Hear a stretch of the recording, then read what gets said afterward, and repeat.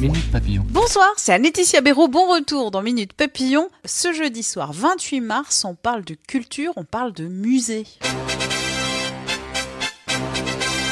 C'est l'un des monuments les plus connus de Paris, la pyramide du Louvre. À 30 ans, à l'origine critiquée, l'œuvre de l'architecte Paye est entrée dans la culture populaire. Oui, dans Da Vinci Code de Dan Brown, une référence dans le film Adèle Blanc-Sec, réalisé par Luc Besson, ou encore tout récemment dans le clip vidéo d'Ape Shit du couple Jay-Z-Beyoncé.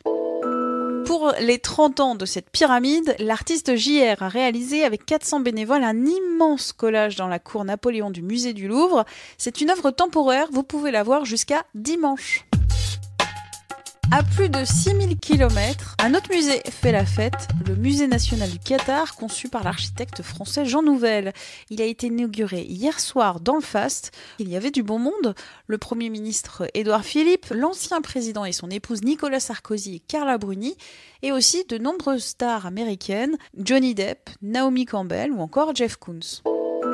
Direction Lyon avec ma collègue Elisa Frisulo qui est allée au musée des Confluences pour voir un squelette. Mais pas n'importe quel squelette, une pièce exceptionnelle de baleine, comme le détaille David Besson, conservateur de ce musée.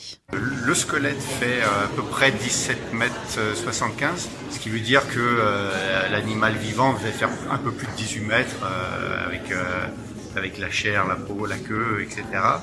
Rien que le squelette fait 1,2 tonne. Mais c'était un animal qui vivant devait faire aux alentours de 35 tonnes. Acquis en 1878 par le Muséum d'histoire naturelle de Lyon, le beau squelette a longtemps dormi dans des réserves de musées et maintenant le voilà accroché au-dessus des têtes des visiteurs du musée des Confluences. Game of Thrones au musée. Après être passé par Paris l'année dernière, l'exposition consacrée à la série culte ouvre à Belfast.